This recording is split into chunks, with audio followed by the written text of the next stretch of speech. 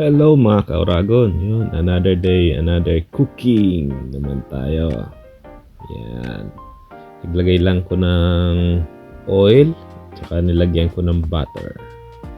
Yan, tapos igisa na natin yung sibuyas, yung onion. Yan. Siyempre, pagka okay na yung onion natin, yan, isunod naman natin yung bawang. Ayan, isa natin yung bawang. Ayan, pagka luto na yung bawang, yun, lagay na natin yung karne. Ayan, papalabasin lang natin yung tubig ng baka. Bali yan yung beef na nabili ko. Tapos yan, nilagyan ko ng tomato sauce. Tomato sauce, tomato paste pala, sorry. Tapos yan, nilagyan ko ng paminta, durog. Yan, nilagyan ko ng pork cubes. Pero dapat sana beef cubes yan kaso wala akong beef cubes, kaya okay na yun, pork cubes. Tapos nilagyan ko ng asin. Yan, tansya-mit na naman ulit tayo mga kauragon. Yan, nilagyan ko ng Knorr seasoning. Tapos lalagyan din natin ng toyo.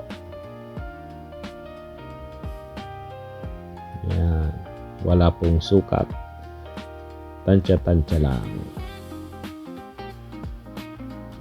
Yan. Tapos yan, halawin lang natin ng kaunti. Tapos lagyan natin ng tubig para mapalambot na natin yung baka. Ayusin lang natin ng kaunti para naman maganda tingnan.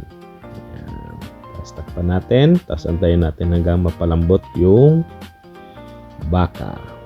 Depende po sa inyo kung anong gusto nyo, sobrang lambot o ano, mas pakuluan nyo pa po ng matagal. Yan. Sa akin kasi gusto ko yung may chewy pa rin, yung saktong lambot lang. Yan. Tapos yan, syempre meron tayong liver spread.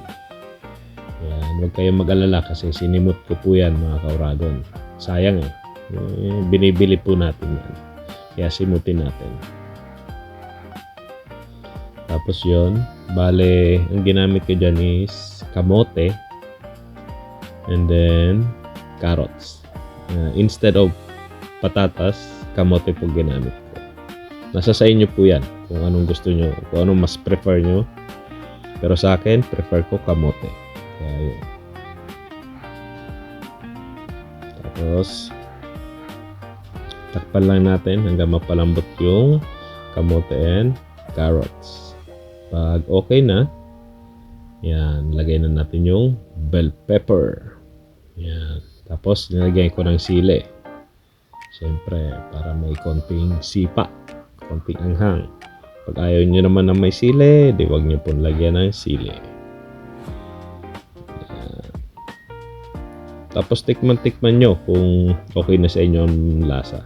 Pag hindi naman, lagyan nyo ulit ng toyo or Knorr seasoning.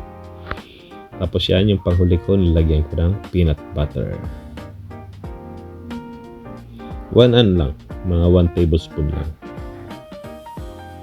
Yan. Tapos yan, antay lang natin na maluto yung bell pepper. Takpan ulit natin. And then, that's it.